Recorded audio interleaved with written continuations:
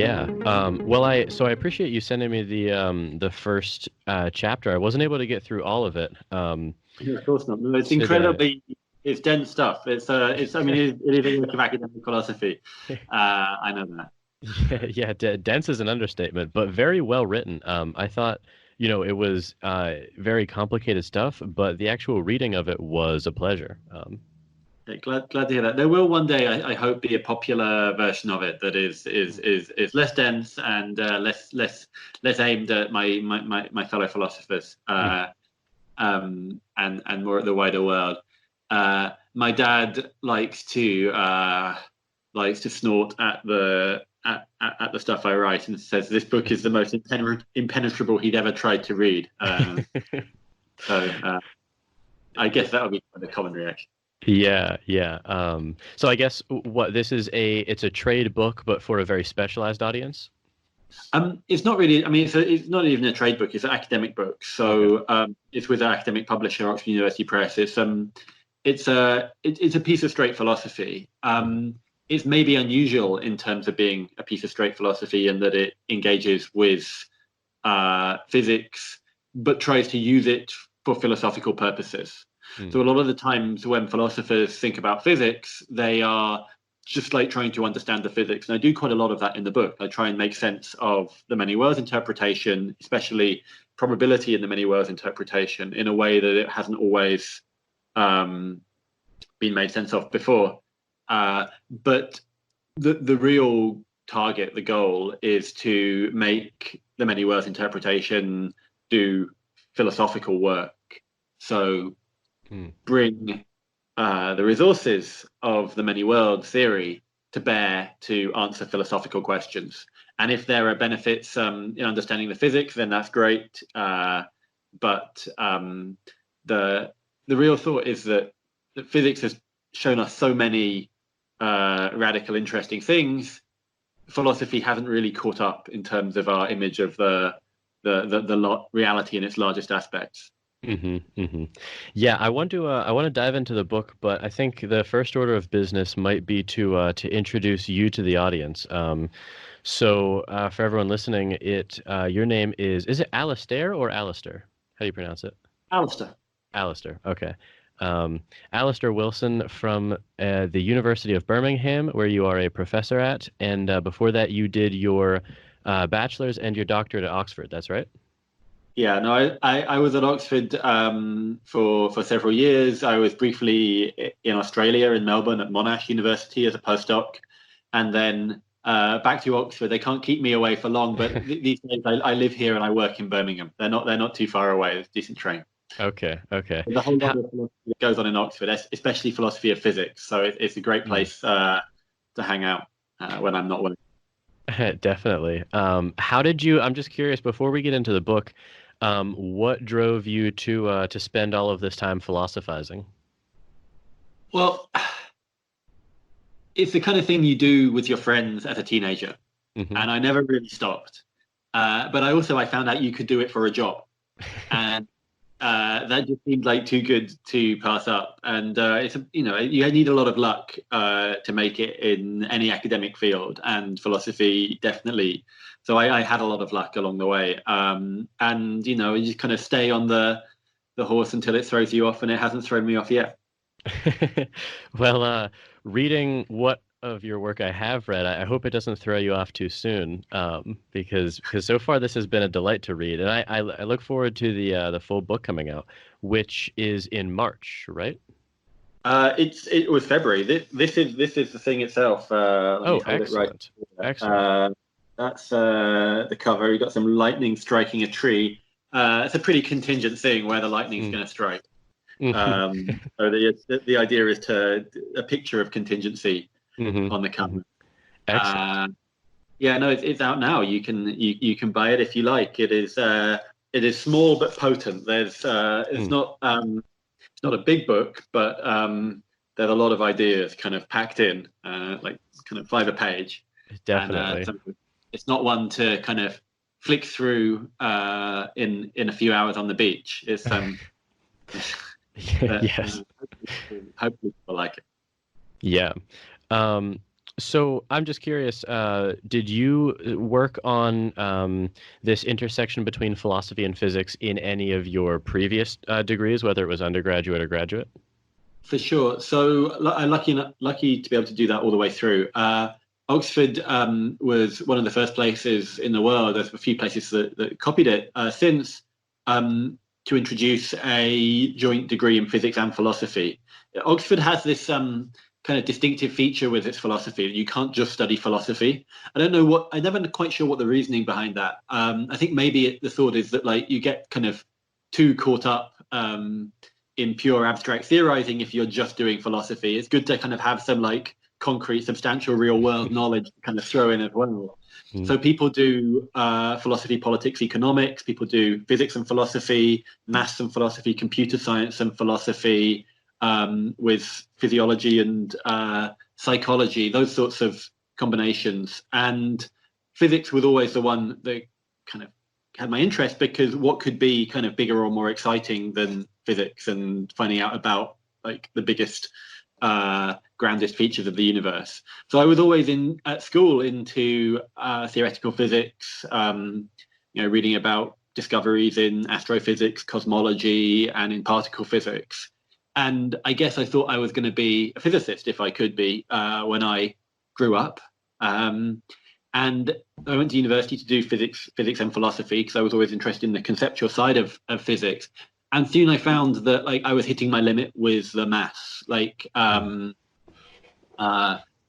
I was always interested in were the conceptual questions about physics, and often to answer those best of all, you need to like abstract away from some of the details of the maths. You need to get it right, but you need to not become obsessed by it. And so what I became obsessed by instead was the metaphysics of it, the relationship between what physics was telling us and philosophical accounts of the deepest nature of the world. And so I was able to do that, luckily enough, as an undergraduate. And I just kept on doing this stuff. This project has a long, complicated history, but I was writing this in some form, even like in my second year as an undergraduate, and I just kind of kept adding to it and tweaking it. And I wrote about it for an undergraduate thesis, for a master's thesis, for a doctoral thesis. I've written some papers on it, and I finally kind of put it all together into this book. So it's safe to say you know a thing or two about this subject. Well, you might say I've kind of run into a dead end and I don't know anywhere else to go. But yeah, I've certainly met most of the kind of arguments against this sort of stuff that people give.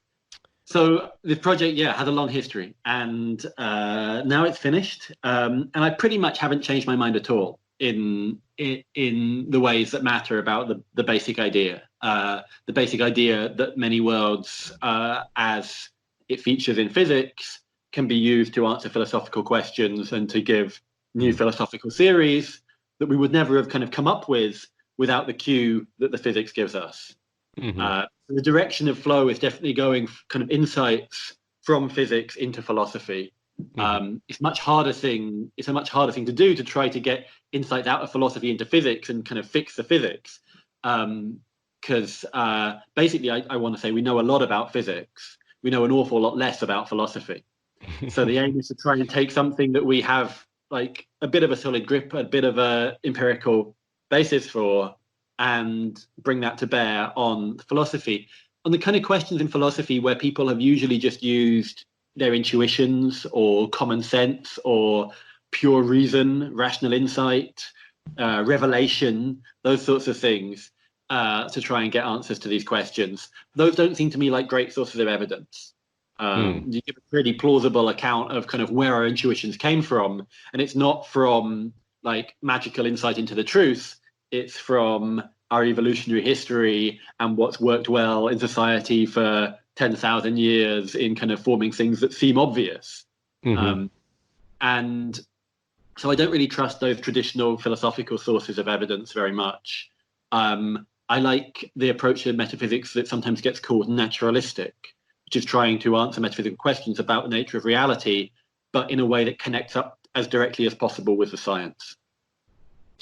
So the sources of pushback that you said you find, are they in principle arguing against the ability of some sort of scientific realm to inform philosophy in general, or is it something about the Everettian many worlds interpretation that they object to? Well, there's 100 different ways of All of the above, yeah. theory.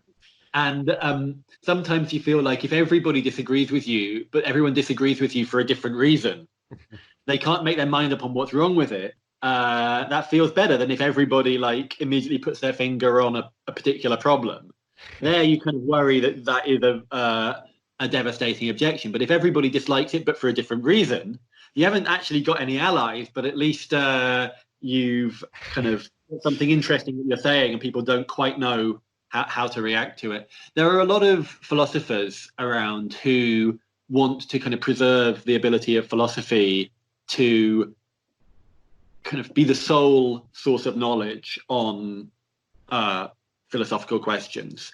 And by philosophy, they really mean a priori philosophy, that is kind of pure reason. And so you get philosophers sometimes called rationalists that will want to say these questions can and should only be answered by reason.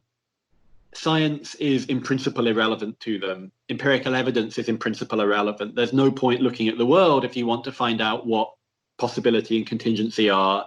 You just have to think in the pure abstract about necessity and possibility and just kind of try and get some direct insight into it. I just don't think that kind of direct insight is available, or that it's reliable, that it works.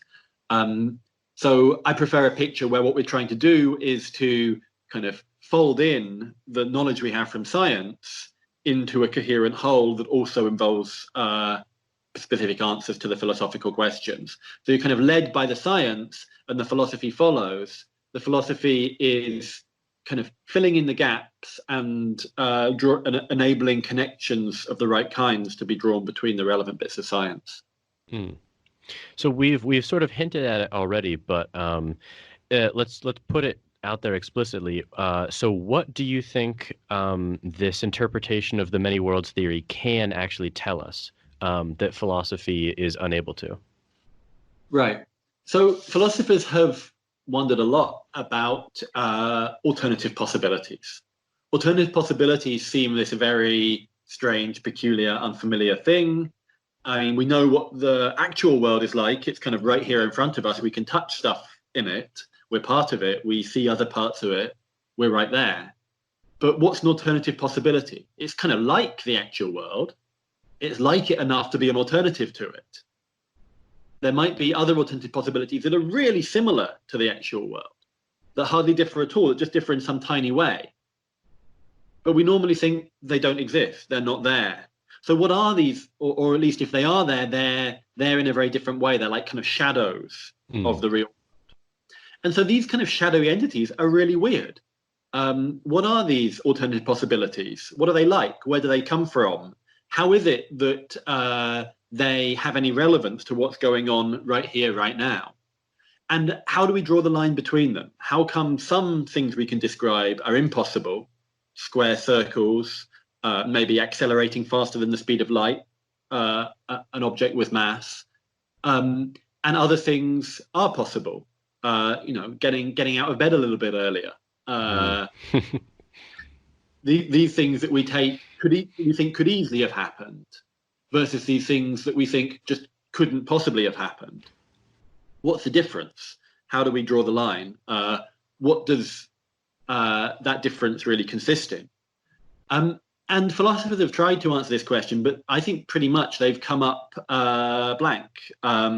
It's really hard to give any account of what possibility, contingency. There's all these kind of family of notions. So possibility means it can happen. Necessity means it must happen. And then there's all the sorts of grades in between of probability, things that are more likely than others to happen. So it seems like we've kind of got a graded notion of possibility. We have absolute possibility, we have absolute impossibility, and then of the things that are possible, they can be more or less probable. So there's quite a lot of structure there. And it's pretty unsatisfying to just say there's nothing more to say about it. There are these things, they're possible. That's the end of the story. No more questions now. And that's the line that philosophers tend to take. It's like, if the problem is too hard to give an account of possibility and necessity and contingency, this kind of idea that things could have been otherwise, in any independent terms, then we just give up. And philosophers sometimes say we'll take it as primitive. We won't try to explain it in terms of anything else. And I think that's a cop-out, especially with something that plays as big a role in our lives as alternative possibilities.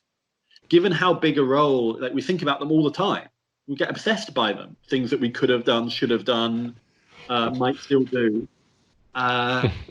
It's kind of occupies pretty much all of our planning, decision making, and assessment of things we have done. If we couldn't have done any differently, then we don't regret something, or don't regret it nearly as much. But if we know we could easily have done different things and that would have led to a very different outcomes, that can be hugely important to us.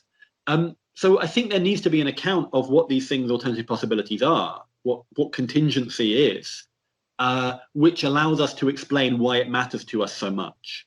And theories that kind of come up with abstract objects in some platonic heaven, kind of floating up there like numbers or shapes, it doesn't really cut it, because there's no obvious reason why we should care about those things. We should care about the stuff around us.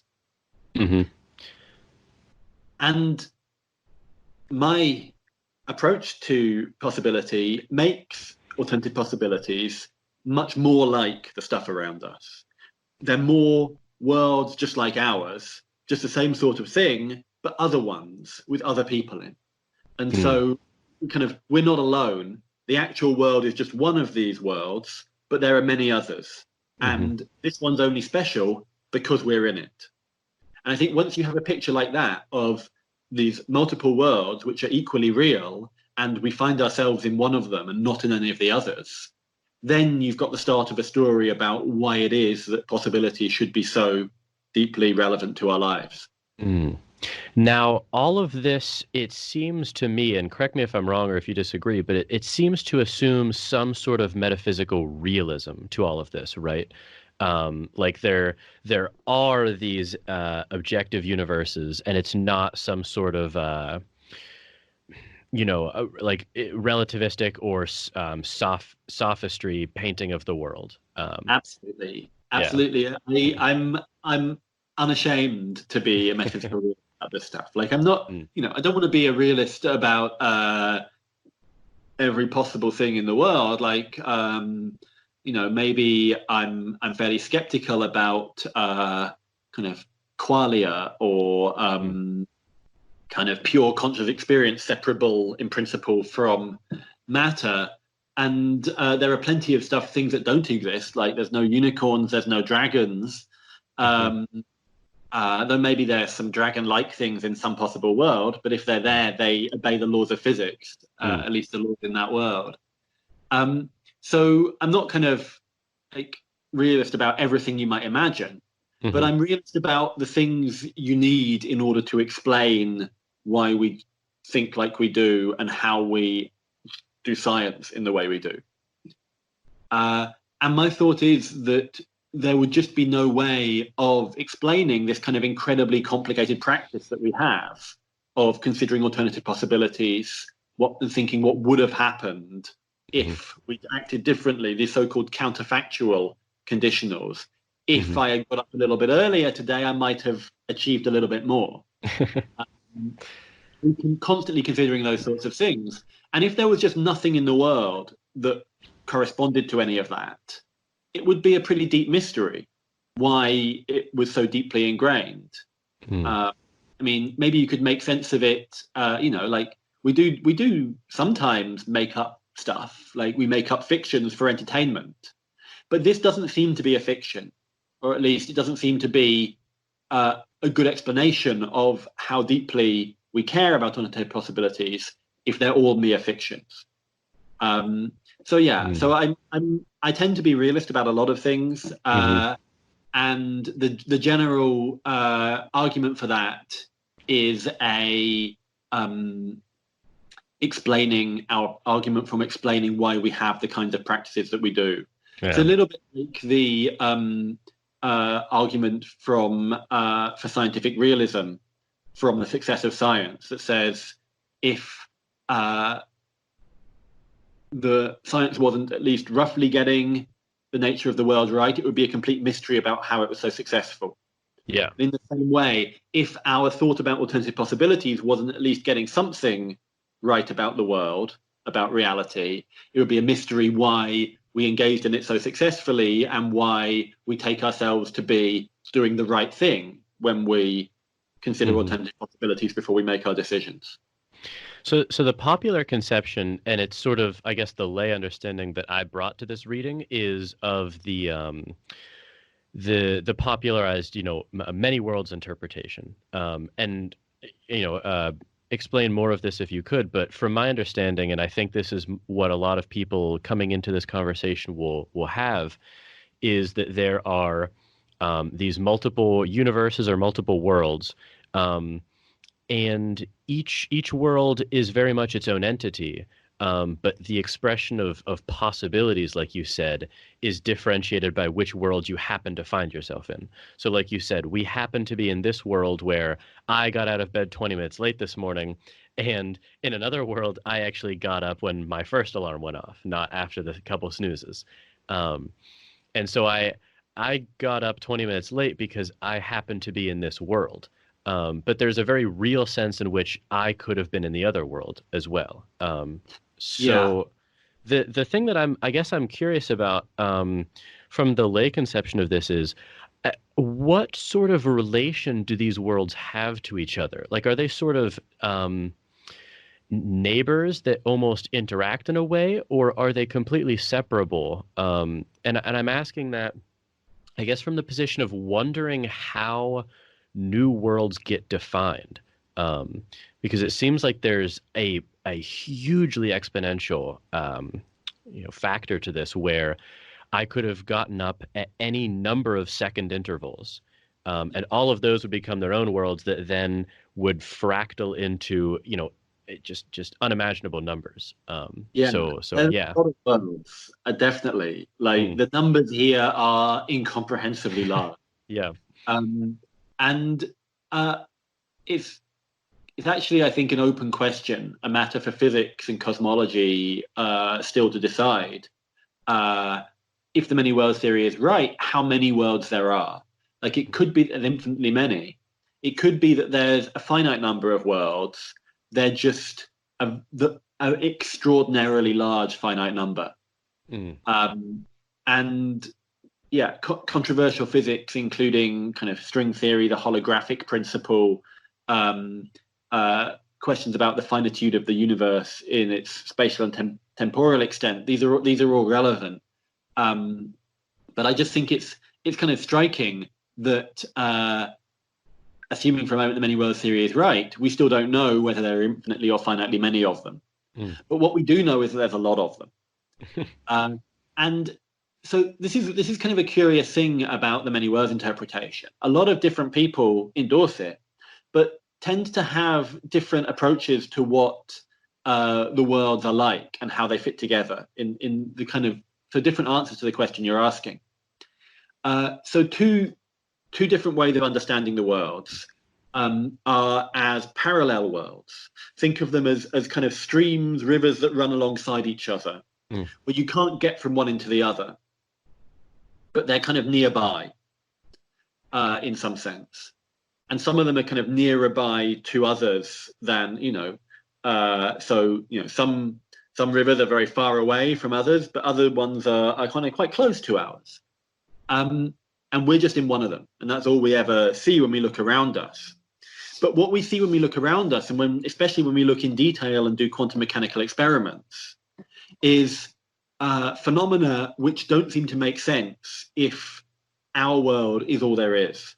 Or at least we see phenomena that could be made sense of much more easily if we bring the other worlds into the story. So the way I think about it is as a big collection of parallel worlds, mm, a huge number of them.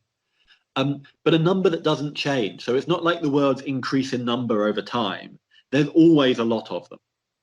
And some of them start out similar, but they end up being different. But that's a matter of like different worlds matching up to a certain time and then being different afterwards. It's not like there's one world up to a time, which then that world splits in two. So you have one world earlier and then two worlds later. You just got two all along from the beginning. It's just they're like at the beginning and unlike later. Can I ask real quick? Sorry to interrupt. Divergence. Would that be like dependent upon somehow there being an initial number of streams that was mathematically predictive of the end possibilities? Yeah, so it would be the question about how many worlds there are is a holistic question. You have to answer it by reference to the entirety of the quantum state. The entirety of the quantum state will fix the number of worlds. There are further complications, which is that the worlds they're kind of a little fuzzy at the edges. There's not a kind of definite, precise number of them. There's different ways of counting that get you more or less. Same way if you look up in the sky on a nice day when there's little white puffy clouds and you try and count the clouds, depends how you count, what number you'll get, whether you count like two nearby ones as the same as two or as one. And it's a little bit different with worlds, as you might expect. They're not exactly like clouds. But at the same time, there's kind of different ways of counting which look equally legitimate and give you different numbers. And that's one of the hardest things to get your head around. The fact that the number of worlds in this multiverse might be an indeterminate thing in the same way that the number of clouds in the sky might be an indeterminate thing. But suppose you've got your head around that. Yeah, the image is of a big collection of parallel worlds. We're in one of them. They don't split. And in this respect, it's most like the approach to the many worlds interpretation that David Deutsch has defended.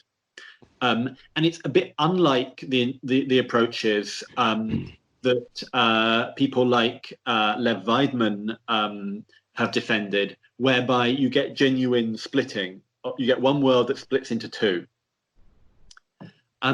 Sean Carroll is, of course, a very well-known defender of the many worlds interpretation these days. And he uses kind of both of those ways of thinking about it at different times, depending on the kind of argument that he wants to make. And I would really like to get a straight answer from him whether he thinks the worlds are splitting, so they increase in number, or parallel and just become different over time, or even whether there's a fact of the matter about that. David Wallace, who's another influential author on the many worlds interpretation, takes the view that the question, are these worlds parallel or splitting? Does the number of worlds stay the same over time or increase? He thinks that's not even a well-defined question. He thinks there's a kind of mistake in the very formulation of that question. And you'll have to ask him why he thinks that. It seems to me pretty clear that these worlds are either parallel streams or they are streams that split. And there's got to be an answer to that question. He thinks somehow the question is meaningless. And so we've had long debates about that in the past. But my picture is parallel streams. You can't ever cross, sad to say, to other worlds. And they fit together. Think of it like a jigsaw. Because it's not like these other worlds are irrelevant. They are part of the physics that explain why our world is as it is. So I'm thinking what's going on is that reality is like a cosmic jigsaw. That physics in full generality describes the whole jigsaw. But when you're just all of us are located in just one of the pieces of the jigsaw. And so all we can know about the wider jigsaw is by inference to what explains our world being the shape that it is. So a natural way to explain why our jigsaw piece is the shape that it is by reference to the nearby pieces around it that kind of create the right hole for our piece to fit into. You can explain why our piece is the shape that it is in terms of the shape that it has to be in order to fit into the larger jigsaw puzzle. So it's like the rest of the worlds leave a hole. And so if there are all these other worlds in the way that physics seem to be describing, then they leave a hole, which is shaped just like our world, and that explains why our world is the way that it is. So it's a tough one to get your head around, because I'm not saying that these other worlds cause things in our world. I think causation happens just within a world. So to bring it back around to our original example, I might happen to be in the world in which I woke up precisely at the time I did, precisely because there are other worlds where I woke up at different times, and I have to be in this one as well as the other version of me. Is it different? It's a loose way of speaking on my picture to say that you're in the other worlds. True. Strictly speaking, you're just in your world, which is also my world. Yeah. So we're in this together, and all your listeners are also in the same world. And the other worlds have people just like you, just like me. They are people. They're called Alastair, they're called Jordan. But they are distinct people with different bodies. Yes. And they are thinking their thoughts, you're thinking your thoughts. There's no overlap between the thoughts or anything. These are just very, very closely resembling situations. And then the idea is that even though, strictly speaking, these aren't versions of you, they're just very like you, still, they count as alternative possibilities for us. So what it is for you to have been able to, what it is for it to be the case that you could have got up a bit earlier, is for there to be someone who is really like you in all the relevant respects, who does get up a bit earlier. And even though it's not you that's getting up earlier, still we can kind of learn a bit from knowing that there's someone just like you that got up a bit earlier. So kind of what it is for us to have could have got up earlier is for there to be someone just like us who did. And knowing that there's someone just like us who did tells us stuff about the future. It tells us that, you know, there's hope for us tomorrow. Because if that person just like you in the other world does get up earlier, then that's good evidence that you might get up earlier tomorrow. You've kind of got it in you because you have the same properties as someone who does. Yeah. This brings up really interesting questions about the borders of sort of personal identity also, because, you know, I guess the natural question that arises is how alike me does not a copy of me, not a version, but just the similarity of me have to be like for me to actually glean any relevant information from him. And I don't know where to draw that boundary. Yeah, well, I don't think you need to draw it sharply. This would be to kind of flip back to kind of pure philosophy for a minute. But there's a lot of puzzles about identity. Puzzles like the Ship of Theseus, where you replace a ship plank by plank until all the planks have been changed. So none of the wood is the same as the wood that was making up the old ship. Have you got a new ship, or have you just got a old ship with some updated planks? There's a whole lot of tricky questions here. Questions about statues and lumps, the kind of thing that you'll like do in detail if you take a metaphysics class. And David Lewis, who is one of the people that inspired this book, this idea, had the idea that if you have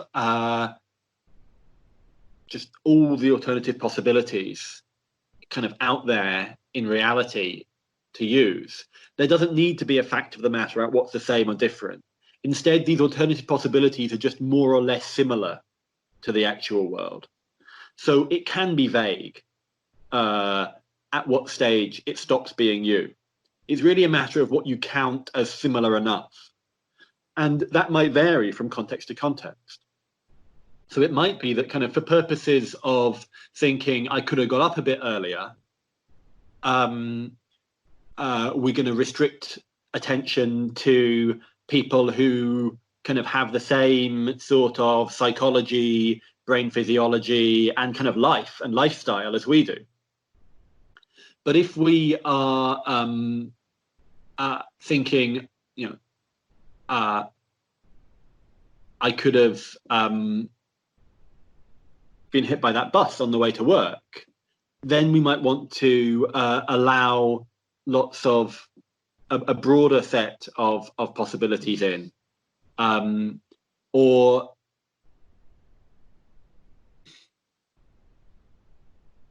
just trying to or even more restricted some possibilities. Like for that one, it almost depends more on geographical constraints. The fact that I happen to take that way home and not a different way. But I mean, okay, so yeah. So I think actually that was not a good example. Let me try and give a different example. Mm-hmm.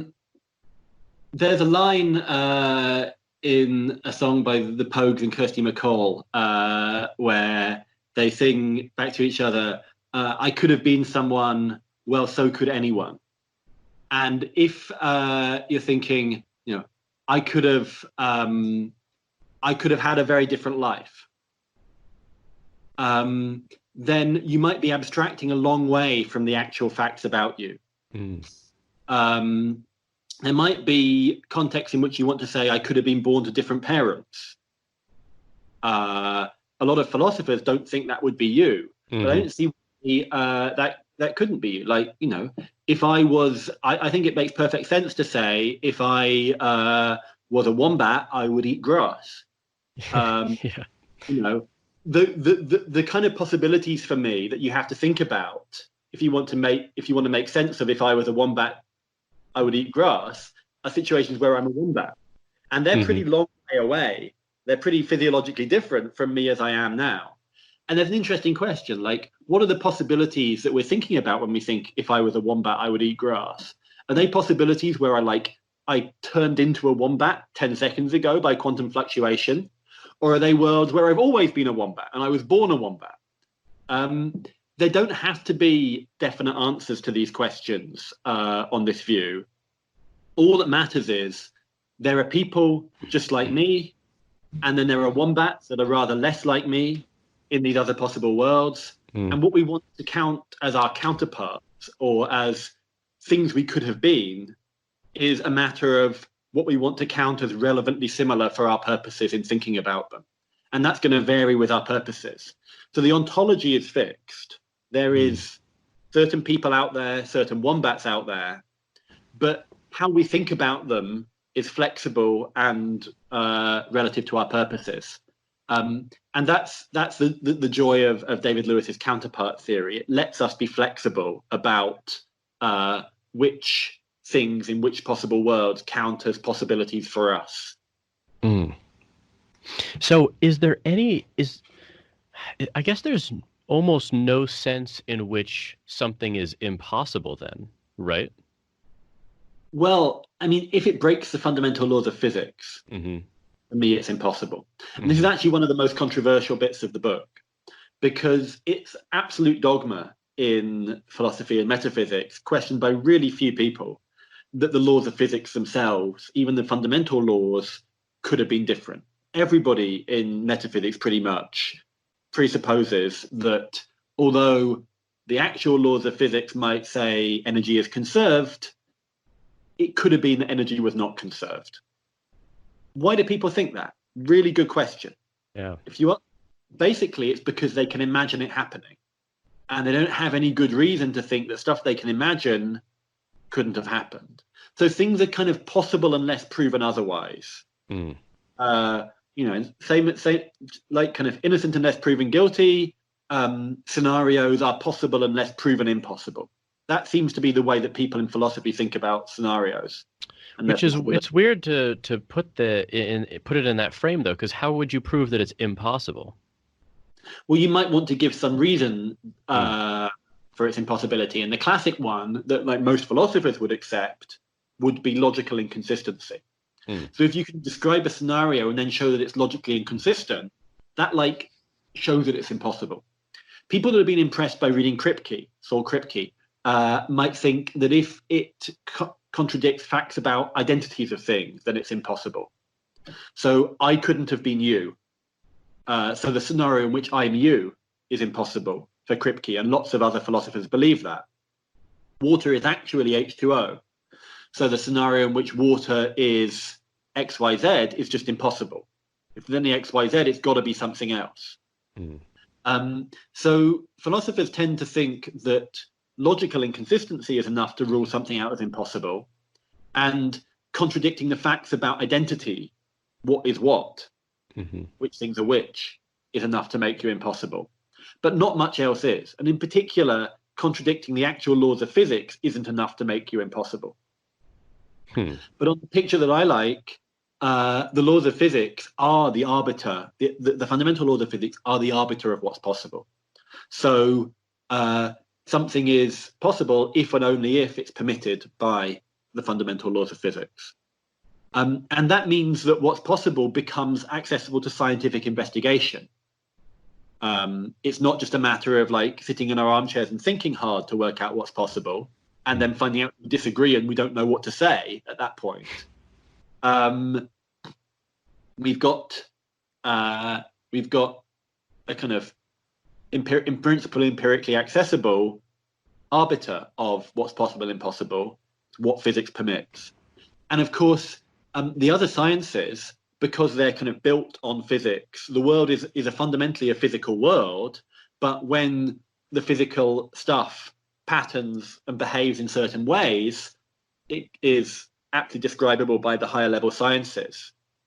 If biology says that something's possible, then we know it's also physically possible. So anything that any of our sciences tell us is possible, we can be pretty confident that there's a quantum world where that thing happens. That's world where so interesting. Dinosaurs evolved intelligence. Biology tells us, or arguably it tells us, there's nothing in principle to stop dinosaurs having evolved intelligence. And so there's a world where they did. And if it's not possible, it should be biology that tells us that. If maybe there's some like limit on the size of their brains that stops them processing enough information, I think that would be kind of surprising. But again, that would be a scientific discovery. So all of the job of finding out what's possible and not gets handed over to science. Philosophy is really only addressing the question now of what it is to be possible, not which things have that status. I'm sort of being drawn to the personal aspect of this, and I'm curious what you think about what it actually means, I guess, to think about possibility then in this case, where, you know, if I presumably I can't jump streams, right? Like I'm in the stream that I'm in. And if you take the interpretation that the streams don't split, there's no real sense in which I can ever affect which stream I'm ever in or what the shape of the stream is. Is that slightly misguided? Well, I mean, that's one way of thinking about it. That would be, I think, a depressing way of thinking about it. Okay. But I don't think the situation is worse than it already is with physics and free will. Because whatever theory of physics you give, it's a total mystery how free will of the kind that we think we have could exist there. In a deterministic theory, the current state of the world fixes everything that's going to happen. Looks like we haven't got any free will. If you add any randomness in determinism, it's not like we control that randomness. So it's not like that randomness gives us any extra control. So there are these really powerful looking arguments that seem to say whether the world is deterministic or indeterministic, there's no such thing as free will. So I've been kind of convinced, like a lot of philosophers have, by the so-called compatibilist response to that says actually free will and indeterminism are compatible. And freedom is less about being able to be completely independent of any physical constraints. And instead, it's about having your reasons connected up to your actions in the right way. So acting because you want to do a thing, having your desire to do a thing be the cause of you do it, rather than your jailer ordering you to do a thing being the cause of you doing it. Like what actual causes of your actions are is the arbiter of whether you have free will or not.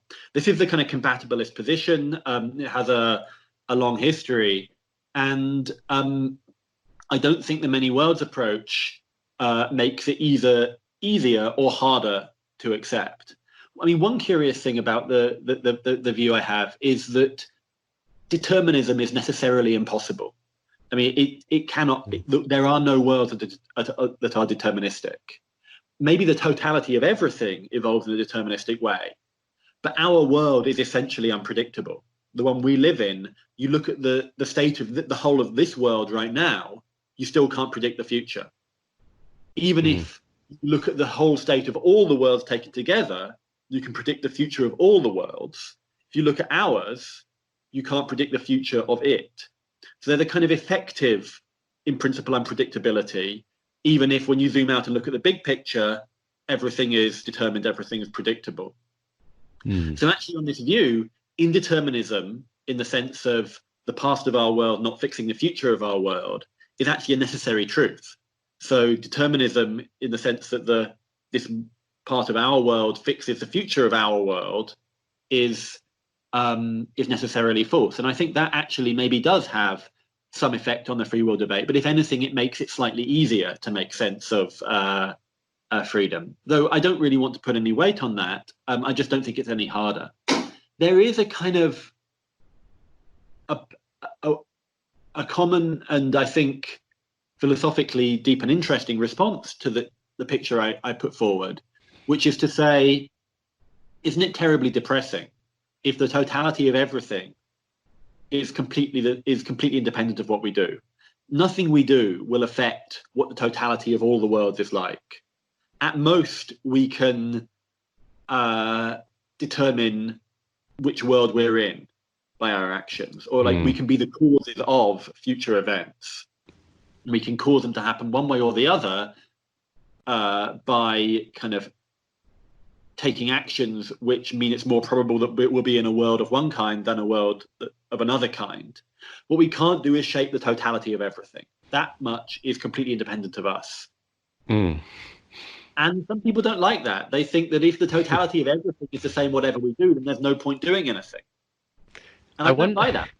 I wonder if people have this inherent almost empathy for the other worlds, where they don't like the zero-sum competition of it, where someone's going to be unhappy about their job situation or something, and if I'm not, that means that I've forced someone else to be. I wonder if that's almost driving it. Well, one thing you can do, kind of insofar as you can kind of make sense of free action at all in this compatibilist way, what you're effectively doing is determining the probabilities over these different outcomes. So you can make sure that the weight, the quantum amplitude associated with the worlds in which things go well for you and people like you is a higher probability. You can kind of shift the chances in your favor. That's the way to kind of think about it under the compatibilist freedom way of thinking. And so there's a certain amount of empathy that you still have for the people around you. You kind of want as high a proportion of them by quantum amplitude as possible to do well. Maybe ultimately that's for selfish reasons, because that's the best way of ensuring that you yourself will do well. But I mean, ultimately, our moral intuitions evolved under the conviction that this was the only world there was. And so when we kind of form the moral view that things matter as long as they're real, no matter how far away they are or which world they're in, we've got reason to think that we might be wrong about that, because we evolved in a situation where everything that we ever encountered or even thought about was actual. Once you really internalize the thought that these other worlds are alternative possibilities for us, they're real, but because we're not in those worlds, they correspond to alternative possibilities for us. That's kind of their role in relative to us. It's not so strange, I think, to think that we don't care about mere alternative possibilities. Sure, they're real, but they're also non-actual. And so I argue in the book that it's reasonable to limit our concern to actual things. The actual world is still pretty big. There's still a lot to care about in it.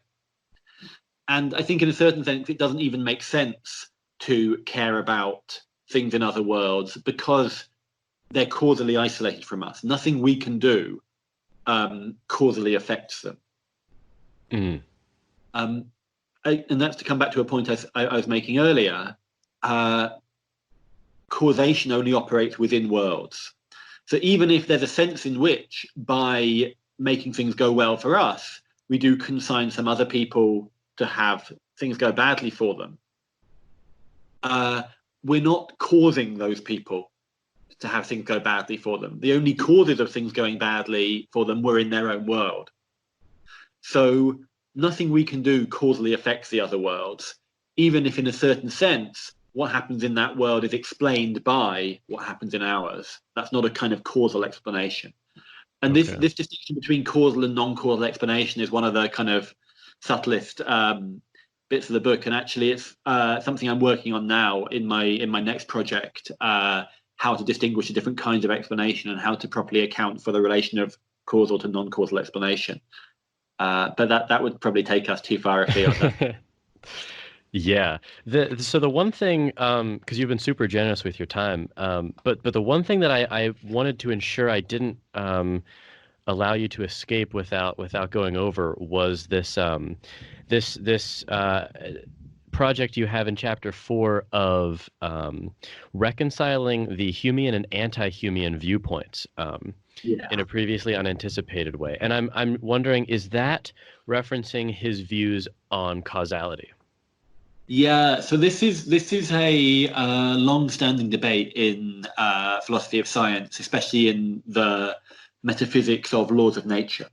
So philosophers of science have spent a long time wondering why it is that some truths about the world seem to have this special status that make them laws, scientific laws, that in some sense they're harder to break than things that aren't laws, mere coincidences, mere accidents, as they're sometimes called. So there's this kind of challenge. What is it that makes something a law? And there are these two competing sorts of view about that, the Humean and anti-Humean picture. And the Humean view of laws basically says laws are the important regularities. They're the things that just, in fact, hold true everywhere you go. And they're the kind of useful ones for us to think about. Mm-hmm. So they're just patterns. They're just patterns in the fact. There's nothing more to it than that. There's no explanation for why those patterns are there. They just are. And the anti-Humeans aren't satisfied with that. They think, well, kind of our world is incredibly ordered and structured. It can't just be a coincidence that there are these patterns that kind of hold always and everywhere. There's got to be something that explains why these patterns hold always and everywhere. There's got to be something that makes things happen the way they do. And so they posit kind of real ingredients of reality, laws, to make things happen the way they do. And maybe one of the most prominent anti-Humeans these days is Tim Maudlin. He's a philosopher of physics that pushes this line, that laws have to explain why the world is regular, and so they have to be different from the mere regularities if they're going to explain the regularities. So this kind of debate has kind of reached an impasse because there seem to be kind of good reasons in favor of both views. The Humeans say kind of all we ever experience is regularities. This is going back to Hume's original arguments against causation. We never see causation. We never see laws. All we see are regularities in the phenomena. And so we don't need anything more than regularities in the phenomena in our theory. So they kind of face a deep challenge of kind of explaining why there are so many regularities, or so I think. But the anti-Humeans also have this challenge to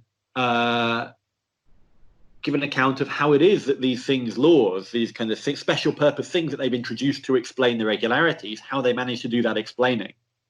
Like what gives them that power? The anti-Humeans say there must be something that explains why the world is regular. And Humeans say, how could anything explain why the world is regular? How could it do that? So we kind of reach a dead end in that debate. So what I want to say in the book is that Humeans are right from one perspective and anti-Humeans are right from another perspective. So when you zoom out and you look at the whole of reality, you look at all the worlds, you take them together, all there is there at the level of like the universal quantum state is just the facts, kind of spread out in physical reality. And nothing makes physical reality be the way that it is. It just is that way. And it couldn't have been any different. So at the fundamental level, the Humeans are right. There's nothing making reality, modal reality, the space of all the possibilities be the way it is. It just is that way. But when you look in at our world in particular, the anti-Humeans are right. Because there is something beyond the actual world that explains why the world is as it is. The whole global quantum state, including all the other worlds, the whole jigsaw. So on the picture that I defend in the book, the laws are regularities that hold across actual and possible worlds. So it's not just like the Humeans say, the laws are regularities that hold everywhere in our world. For me, the laws are regularities that hold everywhere in all the worlds. And that what makes it the case that those laws must be obeyed. It's like whatever possibility you're in, the law is obeyed. Whereas the Humean normally just says, in this world, the law is obeyed. So this picture kind of gives the laws modal force because they're not just about the actual world. They say what happened in the actual world, but they say what happened in the actual world in a way that draws on all of the others. And so in that way, they're saying what must happen, not just what does happen. So this is the kind of thing that is only going to be exciting for you if you've kind of already got excited about the debate between Humeans and anti-Humeans. And it's going to be especially exciting if you kind of concluded that that debate is stalled and it's a dead end and it's not going anywhere, because it's a kind of way of rebooting that debate. It's a way of saying there's a kind of middle ground here. The Humeans are right about fundamental reality. The anti-Humeans are right about the world that we're in. And so it's a way of kind of giving them each a bit of what they wanted. And I think it's a nice middle ground. No doubt they'll both hate it, but at least I tried. Yeah, no, that is deeply fascinating to me. And I guess while there is some chance that there's a world where the rest of this book is awful, I don't think we're in that world. And I very much look forward to reading the rest of it. So Alastair, thank you so much. You've been super generous with your time, and this was a huge, nothing short of an education for me in this topic. So thank you so much for this. Oh, I really enjoyed it too. So thank you. Before we go, tell people where they can find out more about you and your work in this book in particular. Sure. So I have a website, alastairwilson.org, which has all my papers and links to the book. The book is available now on Amazon. You can buy it from the publisher, Oxford University Press. The other thing that I'm doing at the moment is a project called Frame Phys, so a framework for metaphysical explanation in physics. And that is a project funded by the EU. And I've got some great people on the team at Birmingham, Mike Hicks, Katie Robertson, Noelia Aranza Rivera, philosophers of science, philosophers of physics, trying to work out how the different ways in which physical explanations work. And one part of this book, I've already touched on the distinction between causal explanations and non-causal explanations, the way in which the surrounding worlds explain our world, like a jigsaw explains an individual piece. But there's also explanations in terms of anthropic reasoning. So we see a life-supporting universe because a life-supporting universe that doesn't support life wouldn't have anyone in there to look. So those sorts of explanations, they're physics explanations, it seems, but they're not like other explanations in physics. So this project is going now is exploring all the different ways in which physics can explain things. And that has its own website, framefizz.org. And we have a Twitter account. So you can follow me on Twitter, Modalizing. You can follow FrameFizz on Twitter, FrameFizz. And yeah, you can hear more about the book that way. Excellent. All right. Well, thank you, Alastair. And to our listeners, I hope you enjoyed this as much as I did. And thank you for listening, and tune in next time.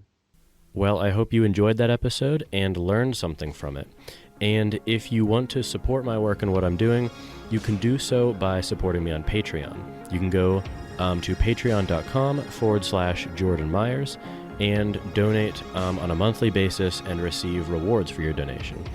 Again, that's JORDANMYERS. And the links to everything will be in the description below. If you can't monetarily support me, you can support me in other ways by liking this video, commenting on it below, reviewing the show on iTunes, or sharing it with a friend or with your Twitter followers. You can also email me at platoscavepodcast@gmail.com and follow me on Twitter at Jordan_C_Myers.